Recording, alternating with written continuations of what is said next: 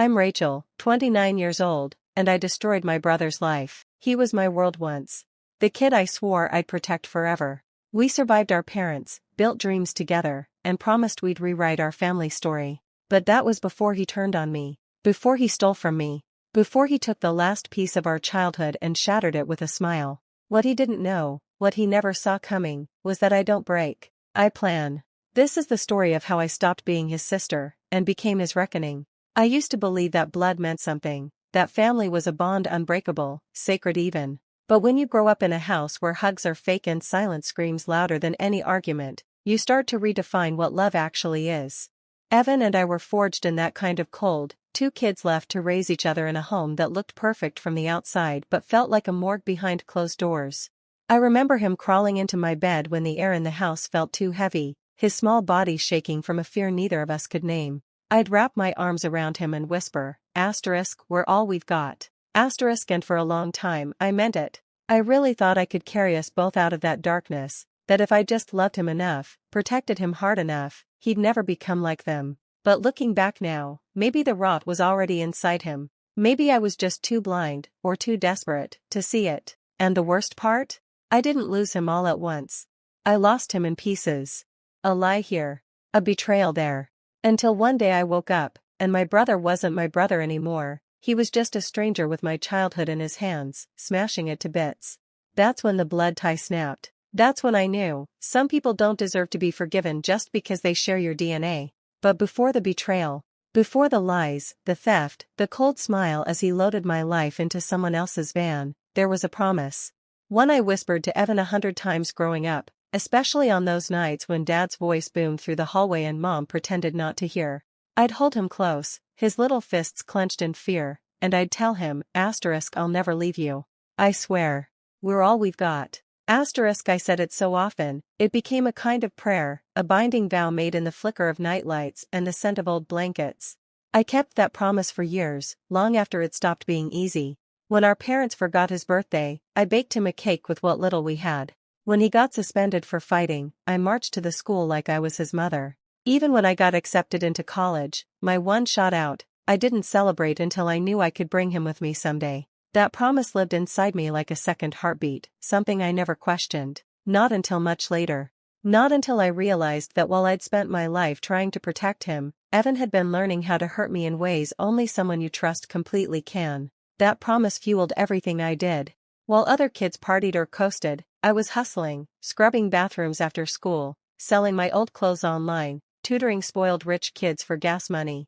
Every dollar I saved brought me closer to freedom, but I never thought of it as just mine. It was ours. I got into college on a scholarship and bought a beat-up car with cash I'd earned cleaning houses, the kind of work that made your back ache but kept your dignity intact. I moved out at 17, shaking with fear but high on the idea of escape, telling Evan I'd come back for him. I told him to hang on a little longer.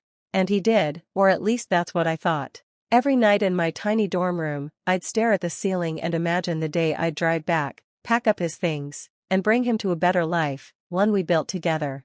I was so sure I could rescue him, so desperate to prove that love could undo the damage our parents left behind. What I didn't see then was that while I was clawing my way toward the light, Evan had already started slipping deeper into the dark. I wasn't just building a ladder for us, I was leaving the door wide open for him to pull me down with him. I remember the day I drove back to get him, the way his face lit up when I pulled into the driveway of that dying house with my rusted car and overstuffed trunk. He looked smaller than I remembered, skinnier, like the house had been draining him year by year. But his smile?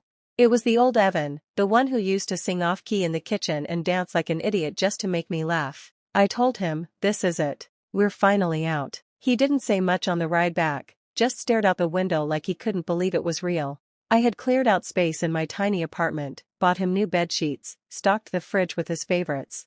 I helped him enroll in community college and even landed him a job at the bookstore down the street. We stayed up late that first week, sitting cross-legged on the carpet like kids again, talking about everything we'd do now, how we'd rewrite the story, make something good out of all that pain. For a while, it felt like we'd made it, like the promise I'd carved into my bones had finally been fulfilled. But even then, in the quiet moments, I'd catch a flicker in his eyes I couldn't name, like he was smiling, but thinking of something I wasn't invited to see. I told myself it was just adjustment, that he needed time. I didn't know it yet, but I hadn't rescued him. I'd just brought the storm inside. At first, it was little things easy to ignore if you wanted to.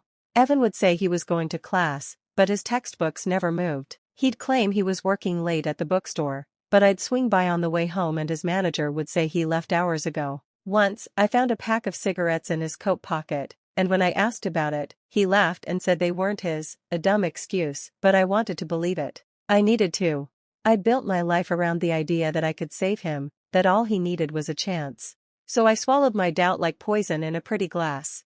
Then it started getting harder to ignore. Groceries would go missing, and I'd find fast food wrappers stuffed under the bed, even though we were broke. My debit card had small charges I didn't recognize, $12 here, $18 there, things he insisted were mistakes or accidents. And each time I confronted him, he had a new apology ready, delivered with that same familiar look, sorrowful, ashamed, and just broken enough to make me feel cruel for questioning him. But something inside me had already started shifting. I didn't want to be his mother. I didn't want to be his warden. I just wanted my brother back, the one I used to protect, not the one I was starting to fear. And deep down, I knew, these weren't cracks I could patch. They were warnings. And I had ignored warnings before, back in that old house. I wasn't ready to admit it yet, but the glass was already shattering. It happened gradually, like a leak under the floorboards, slow, subtle, and just easy enough to ignore. First, it was small amounts of money missing from my wallet. I told myself I was forgetful, tired, distracted. Then it was my debit card, vanishing and reappearing in weird places, often after strange charges showed up, liquor stores, gas stations on the other side of town, apps I'd never heard of. I finally confronted Evan after I found a cash withdrawal for $120, and I knew I hadn't taken it. His face fell like a curtain dropping mid-act. He didn't even try to deny it this time. Just sat on the couch, head in his hands, muttering, "I'm sorry. I don't know what's wrong with me." He said he was stressed, said he felt like a burden, said he didn't know how to ask for help. I wanted to scream, but instead I sat beside him, holding my own shaking hands in my lap while he cried like the boy I used to protect. I told him I'd forgive him, that we'd figure it out, because that's what I always did. But something inside me didn't believe him anymore. Not fully. It felt rehearsed, hollow. Like he'd learned how to cry just enough to keep the door open. And even as I nodded and told him it was okay, part of me already knew, this wasn't the last time. It was just the first time I had proof. It was a Thursday, I remember because it had been raining, and I'd left work early after getting soaked to the bone. I climbed the stairs to my apartment, juggling my umbrella and lunch leftovers, thinking only about dry clothes and maybe finally catching up on sleep. But the door was cracked open. Not wide, not broken, just unlocked. I felt the chill before I even stepped inside. The silence hit first, then the emptiness. The TV was gone. My laptop. The bookshelf half empty. Drawers pulled open, jewelry box raided.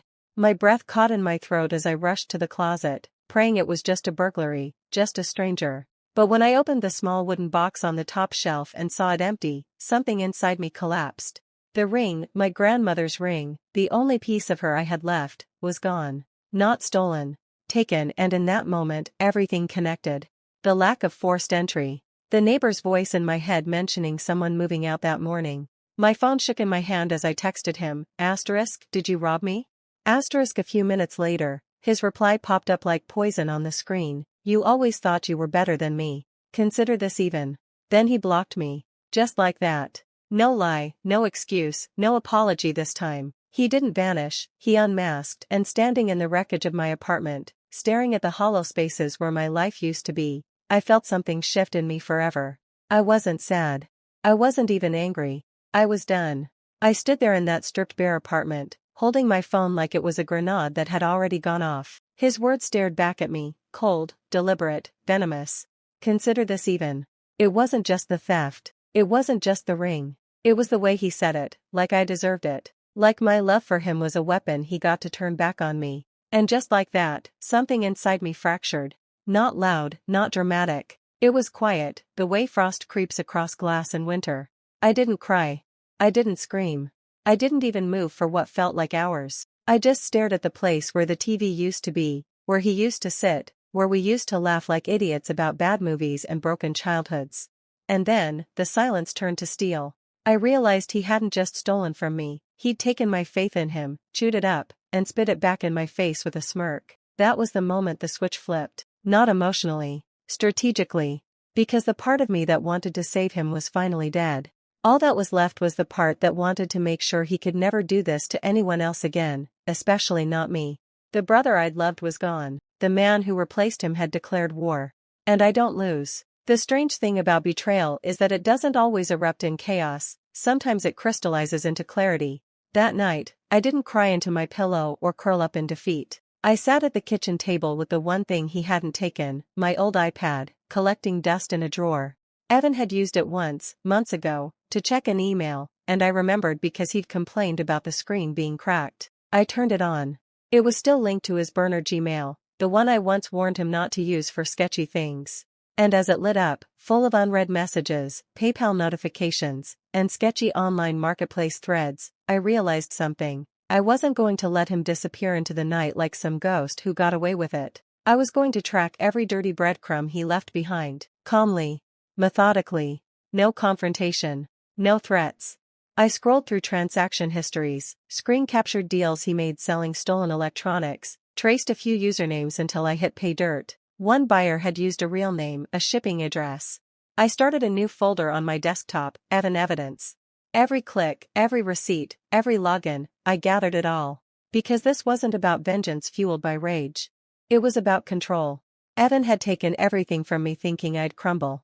But what he didn't understand, what he never understood, is that the most dangerous people aren't the ones who scream. They're the ones who go quiet and start planning. The more I dug, the filthier it got. Evan wasn't just pawning off a few stolen items, he had built a whole shadow hustle. His burner Gmail was a cesspool of digital rot, Craigslist deals, Telegram chats, usernames tied to shady electronics forums, even photos of merchandise spread across dingy motel beds. He sold everything from phones to tablets to gaming consoles, all under fake names, all paid through PayPal or crypto wallets. I mapped it like a puzzle, screenshot by screenshot, each piece locking into the next. One thread caught my eye, a string of emails between him and a repeat buyer named Kev W. The emails were casual, like they'd done this a dozen times. I traced one of Kev's PayPal receipts to a local address. It was only 2 zip codes away. And that's when it shifted from data collection to infiltration. I crafted an email from a fake account, pretending to be another seller with a similar inventory. I made sure to sound just shady enough to be trusted. Kev responded within the hour, friendly, interested, greedy. I slipped in a few casual questions. How often do you buy from Evan? Do you meet in person? Kev replied, not thinking twice. Yeah, he drops stuff off to me every other week. Says he gets it from campus dorms. Real goldmine. He even gave me the exact meetup spot. That was it. That was the thread I needed. The proof. The pattern. The location. My fingers hovered over the trackpad as I compiled the entire timeline into one clean document, complete with photos, receipts, emails, and IP addresses. I labeled the file, Anonymous Tip, Evan, redacted. And I wasn't even close to finished.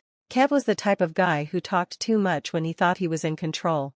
Every email he sent dripped with casual criminal confidence, like he believed he was untouchable just because he'd been lucky so far. I let him think I was just another hustler, told him I had fresh stock coming in, hinted that maybe we could cut Evan out altogether. That got his attention. He replied faster, friendlier, eager. And that was when I pushed. I asked where he usually met Evan, how often, whether he paid in cash or transfer. He didn't hesitate. Kev gave me an address, a grimy garage unit behind a liquor store on the east side, and said Evan dropped off inventory twice a month, usually Thursday evenings. That detail lodged in my brain like a nail. Thursday. The same day I came home to an empty apartment. He'd robbed me in the morning and sold my life by night. I asked Kev if he'd bought anything unusual lately, just to see if he'd mentioned something personal. And he did, said Evan sold him a weird old ring, definitely not electronics, but he liked the vintage look. My stomach turned. My grandmother's ring. I thanked him for the info, promised to follow up soon, then logged out and stared at the screen, bile rising in my throat. Kev had no idea he'd just sealed Evan's fate, that every word he typed was being packaged and timestamped into an anonymous police report. And somewhere deep down, I wondered how long it would take for Kev to feel the sting of his own loose lips. Because in this game, no one walks away clean, not even the buyer. By the time I uploaded the file, my hands were steady, calmer than they'd been in weeks. Every piece of evidence sat neatly inside the anonymous tip submission. Screenshots of emails, transaction receipts, names, dates, addresses, even the exact GPS coordinates of the garage where Evan met Kev. I didn't embellish. I didn't dramatize. I let the facts speak, cold and damning. I attached a summary timeline, written like a case brief, and clicked submit through the city's online crime reporting portal. A confirmation pinged back instantly. That was it. No cinematic moment. No rush of adrenaline. Just a silent click, and then a strange, hollow stillness. For the first time in a long time, I didn't feel like prey. I wasn't hiding. I wasn't begging Evan to be better. I had become the one thing he never expected, the person who would hold him accountable. I knew it wouldn't happen overnight, but the wheels were turning now, and I'd greased every single gear. This wasn't just about stolen things anymore. This was about a lifetime of manipulation, lies, and taking without consequences. And even if he didn't know it yet, Evan had just walked into a trap built by the sister who once would have died to save him, but now, wouldn't lose a wink watching him burn. The submission was supposed to bring peace, at least, that's what I told myself. But in the days that followed, I realized something unsettling. It wasn't enough. The police would do their job eventually, sure. Evan would be caught, questioned, maybe even jailed. But none of that touched the place he'd hollowed out inside me. The truth was, even if they arrested him tomorrow, it wouldn't erase what he took. Not just the money or the ring, but the trust, the years I spent believing he was someone worth saving. I kept checking the case number obsessively, refreshing it like a wound I couldn't stop scratching. Still marked under review. No updates. No movement. The waiting clawed at me. I imagined him out there, laughing with friends, living unbothered, while I sat in the wreckage of what used to be our bond. I knew justice was coming, but it wasn't personal enough. He needed to feel what I felt, not from a courtroom, not from a judge, but from me. I didn't just want consequences. I wanted exposure. I wanted the people who still believed his mask to see what was underneath. If prison was the end, I wanted to be the one who delivered him there, piece by piece. The trap was set, but the knife wasn't in deep enough yet. Not until I twisted it. I hadn't spoken to her in over a year, but I remembered her voice, soft, nervous, almost reverent when she used to say, "You're the only person in Evan's life who truly cares." Her name was Claire, and she was too young and too kind for someone like him. I found her Instagram first, photos of her cradling her belly in a sunlit park, tagged just a few weeks ago, pregnant. That nearly stopped me. Nearly. But then I thought of the ring, of the text, of the way he'd smiled through every betrayal like it was a joke I didn't get. And I thought, she doesn't know him. Not really.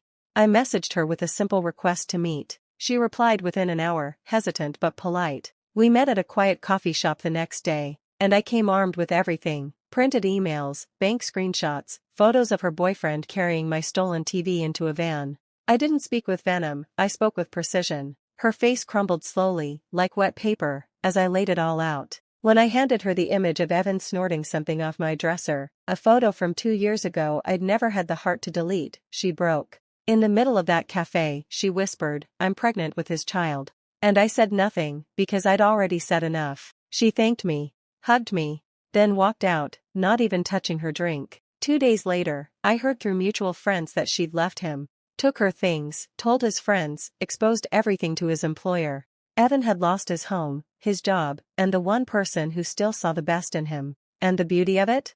I didn't have to lift another finger. I just told the truth, and let the truth do the cutting. The unraveling came fast. Claire was quiet, but not passive. Once she walked out of that cafe, she became a wrecking ball. Within days, Evan's friends stopped replying to his texts. One of them messaged me, saying, "I don't know what's going on, but Claire told us everything. I'm done with him." Word spread fast. The employer he bragged about, some warehouse gig he claimed was stable, dropped him the same week. Apparently, Claire had forwarded the screenshots of stolen goods, complete with timestamps and buyer emails, to their HR. I didn't even ask her to. Evan called me from a number I didn't recognize. I let it go to voicemail, then another, then another.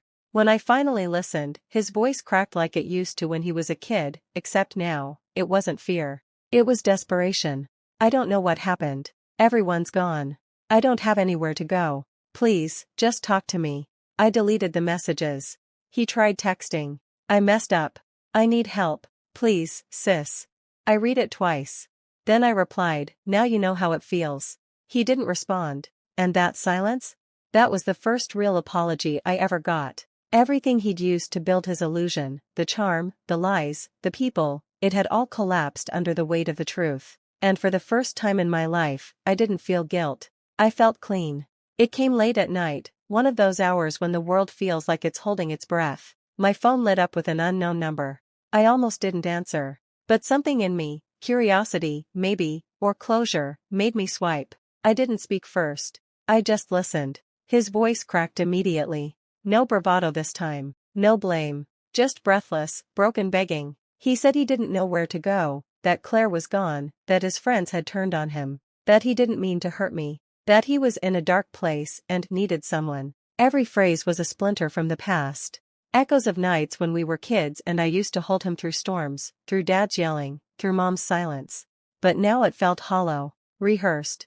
I realized he wasn't really apologizing, he was reaching out to the last person who used to catch him when he fell. The silence on my end stretched so long he finally asked, "Are you even there?" That's when I said it, calm, steady, cold, good. "Now you know how it feels." The line went dead after that. I stared at the phone for a while, letting the stillness settle. It wasn't triumph I felt, it was closure. No more guilt. No more weight. Just me, and the sound of my own breathing in a room that finally felt safe again. He was alone now. And I was finally free. After that final call, it was like Evan disappeared. No more texts. No voicemails. No unknown numbers lighting up my screen at night. Just quiet, heavy and strange, like the air after a fire burns out. Part of me kept expecting him to come back with another excuse, another round of manipulative apologies, but the silence held. And for a while, I let myself believe it was over. That maybe I had finally severed the last thread between us. But peace has a way of making you lower your guard, and that's when the fallout began. It started with a knock on my door. A plainclothes officer, polite but direct, asking if I'd be willing to answer a few questions. Apparently, Evan had been arrested the night before, caught in possession of multiple stolen items, some of which were still traced back to open reports, including mine. They wanted confirmation. I invited him in, handed over the neatly organized file I'd created weeks ago, and walked him through every step. He barely asked follow-ups. The evidence spoke for itself. When he left, he paused at the door and said, almost too gently, "You really helped us build a solid case. It's rare to see someone that thorough." I just nodded, closed the door, and stood in my living room, staring at the quiet walls. Evan was finally facing real consequences. And yet, as I stood in the silence, all I could think about was how a lifetime of hurt had led us here, to ashes, to ruins, to a bond so broken it couldn't even hold anger anymore. Just silence, and the faint smell of smoke. A week later, the court records confirmed it, Evan was denied bail. Too many priors, too many open investigations. The file I gave them had been damning, airtight, the officer said. Fraud. Burglary. Possession. Enough charges to make parole feel like a fantasy. I didn't go to the hearing. I didn't need to see him in cuffs, in an orange jumpsuit, eyes darting around like a cornered animal. I'd already seen enough. What struck me most was how little I felt. I thought there would be triumph, satisfaction, some cinematic swell of justice served, but there was only quiet. Not grief, not joy, just the absence of him. It was like removing a tumor. The pain was gone, but so was something you carried so long. Your body doesn't know how to function without it. Friends asked if I was okay. Some called me brave. A few even said, maybe now he'll get help. I didn't have the heart to tell them he didn't want help, not really. He wanted permission. Permission to keep taking and hurting without consequence. Prison wasn't redemption. It was containment. And as the bars closed around him, I finally felt the ones around me beginning to open. Slowly. Quietly. But for the first time in years, I could breathe. They started arriving about 2 weeks after the sentencing. Plain envelopes. Sloppy handwriting. No return address, but I recognized it instantly. The slant of his capital E always leaned a little too far left. At first, I stood there staring at the mailbox like it was mocking me. I didn't need to open the letters. I already knew what was inside. Guilt, rewrites, maybe even apologies he thought would sound poetic in ink. But words from Evan had always been slippery, carefully chosen to wound or manipulate, never to heal. I burned the first letter in the kitchen sink. Watched the paper curl and blacken like the pages of a book I'd finally stopped rereading. The second one, I didn't even open. Straight to the shredder. By the fifth, I stopped bringing them inside at all. Just dropped them in the dumpster on my way up the stairs. Some part of me wondered if he wrote them for closure, or for control. One last desperate reach through paper and memory, trying to claw his way back into a place he no longer belonged. But I'd made my decision long before the first envelope arrived. There would be no more bridges, no more explanations, no more stories. Whatever Evan had to say now, he'd be saying it to an empty chair. I wasn't reading. I wasn't replying. And he'd never hear from me again. It's strange, the way grief sneaks in after the war is over, not for the man Evan became, but for the boy I once knew. The boy who cried in my bed after our father yelled too loud. The one who begged me to stay awake so he wouldn't have nightmares. I started seeing him in places I didn't expect, not the adult Evan, but that child version, small and afraid, flickering like a memory that refused to stay buried. One night, I found myself standing in the hallway of my apartment, hand pressed to the closet door, remembering how he used to hide in small spaces when things got too loud at home. It hit me then, I hadn't just lost a brother. I'd lost the version of him I tried to protect for years, the version I swore I'd never leave behind. And though I'd locked the real man out of my life, the ghost of that boy still sat quietly in the corners, asking, "Could you have saved me?" The answer stayed silent, suspended in guilt and clarity. No, I couldn't have saved him. Because he never wanted to be saved, not in the way that counted. I let the ache rise, let it swell, and then I let it go. Because revenge had scorched the surface, but this was the final layer. The mourning. The release. And when I walked back to my room that night and turned off the light, it was the first time I didn't feel him there, not as a threat, not as a shadow. Just, gone. The next morning felt different. Not brighter, not easier, just quieter in a way that felt real. There was no lingering echo in the walls, no itch in the back of my mind expecting another letter, another call, another unraveling. Evan was gone. Not dead, just gone from my world in every way that mattered. I didn't mark it with a ritual, no tearful goodbyes or journal entries. I simply got up, made coffee, and didn't think about him. And that, in itself, was monumental. For years, my life had orbited his chaos, his needs, his moods, his betrayals. Even my escape had been shaped around him. But now, for the first time, the future was a blank canvas not smudged by his fingerprints. I started saying yes to things again, lunch with coworkers, a weekend trip I kept postponing, even a class at the community center I once enrolled him in. I wasn't trying to find myself or chase healing, I was just living. And every time I took a step forward, I felt the tether loosen, until I realized it was gone completely. There was no going back, no room for guilt, no space for apologies that would never come. Whatever love I once had for him had burned down to ash. And from that ash, I was building something new, something that had nothing to do with him, something that was finally mine. It was almost poetic, really, the way the past tries to claw its way back just when you've stopped looking over your shoulder. The call came on a Tuesday afternoon, right as I was leaving the community center. An unknown number again. I didn't answer. A minute later, a voicemail dropped. I hesitated for a second, then I played it. It wasn't Evan, it was his lawyer. Calm, clinical, impersonal. He said Evan was up for early parole. That he had listed me as a potential character reference. That I might be contacted. I stood in the parking lot, keys in my hand, listening to this man talk like Evan hadn't hollowed out years of my life with lies and theft and betrayal. I deleted the message without hesitation. There was nothing left to say, not to his lawyer, not to Evan, not to anyone who still believed there was a version of him worth defending. Whatever remnants of guilt or nostalgia once lingered in me had long since been burned to silence. That chapter was closed, and I would no longer answer echoes pretending to be voices I used to love. Let them knock on doors I've already bricked over. I'm not home anymore. And I don't leave keys under the mat. For so long, silence felt like a threat, the kind that creeps in after betrayal, fills the space with second-guessing and phantom footsteps. But now? Now it was something else entirely. A soft kind of quiet, like the exhale after holding your breath too long. No letters, no calls, no reminders of Evan's wreckage. The silence was mine, and it didn't demand anything from me. I filled it slowly, intentionally, with small rituals. Morning coffee on the balcony, audiobooks at night, a weekend spent repainting the apartment walls, finally covering the scuff marks from the day I'd stood in the middle of the looted living room, realizing what he'd done.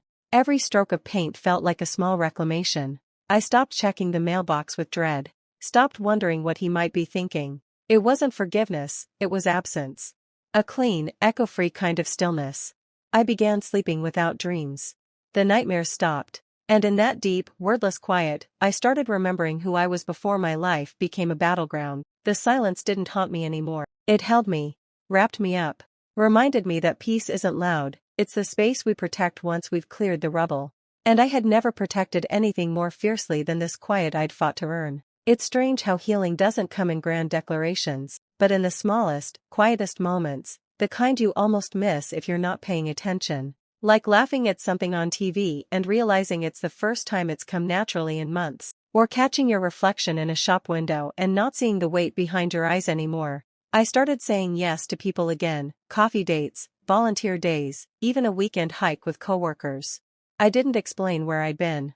I didn't owe anyone that. I was rediscovering how to exist without constant alertness, without measuring every decision through the lens of Evan's shadow. There were still scars, moments where my breath hitched without reason, a flicker of memory catching me off guard. But they no longer held power. They were just remnants of a war I'd survived. I caught myself smiling once while folding laundry, no reason, just contentment. And it stopped me cold. Because that was the moment I realized I wasn't numb anymore. I wasn't haunted.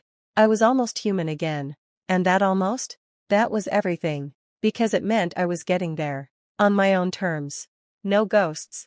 No wait. Just me, returning to myself, one breath at a time. There's this myth people love, that revenge consumes the person who enacts it, that it leaves nothing behind but smoke and scorched earth. But when I look back on what I did, I don't see ashes. I see boundaries. I see a line I drew, not out of cruelty, but out of survival. Evan took so much from me, piece by piece, until I became someone I didn't even recognize.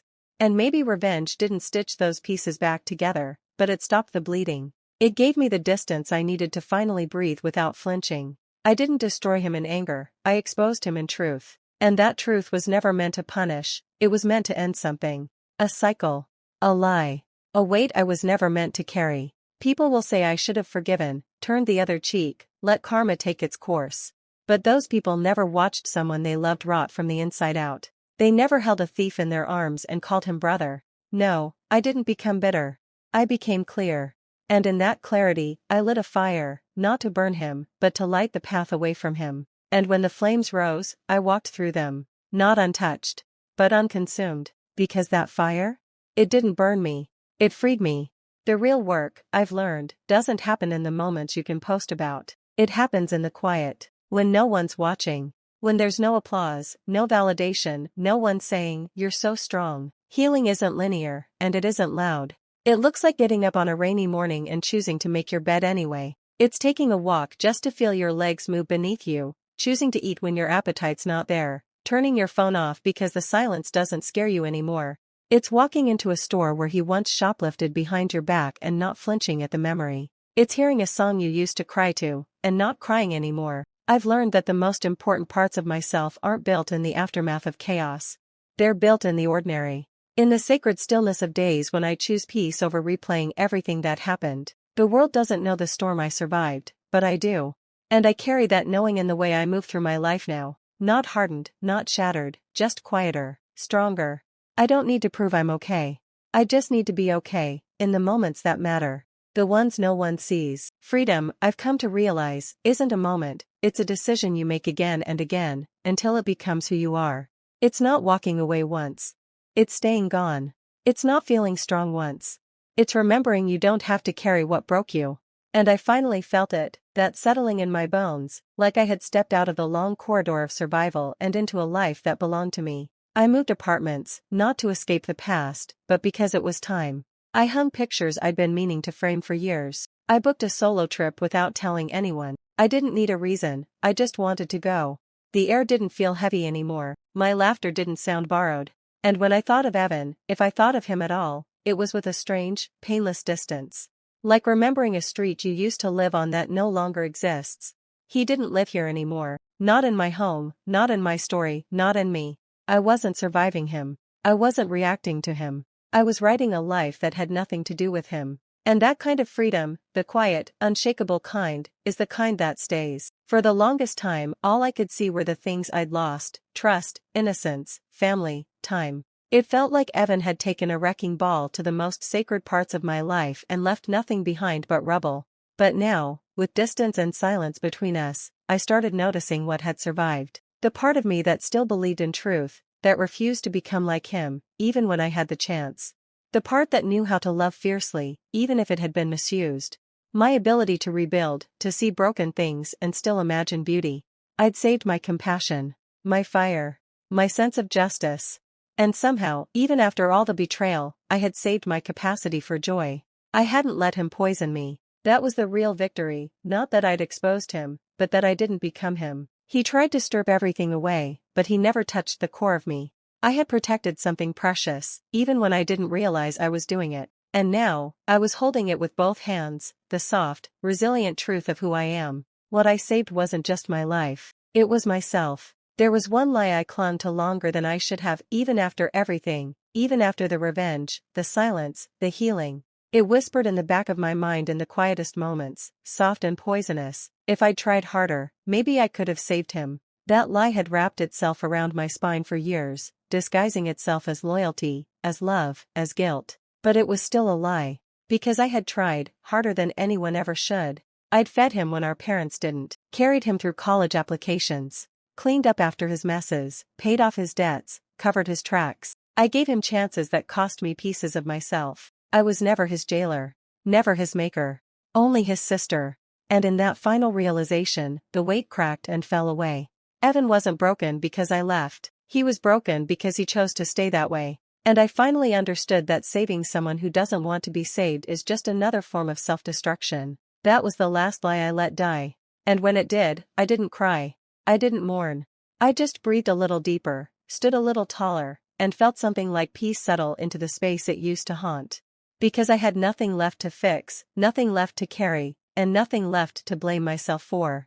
It didn't happen all at once, but one night, months after the last letter, after the last memory lost its sting, I realized I'd gone to bed without thinking about him at all. No heaviness pressing on my chest, no replaying of old wounds. Just stillness. I laid there, staring at the ceiling in the dark, and smiled to myself. Not a triumphant smile, not bitter, just content. People think revenge is about fire, about rage, about getting even.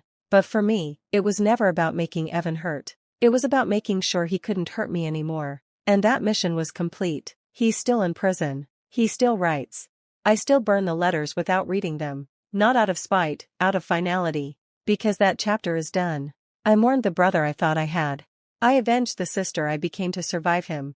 And now, I live a life that has nothing to do with him. I don't flinch when the phone rings. I don't brace for betrayal. I don't explain myself. I just live. And every night, when I close my eyes, there are no ghosts left in the room with me. No weight in my lungs. No noise in my head. Just darkness. Just quiet. Just peace. And I sleep like a baby.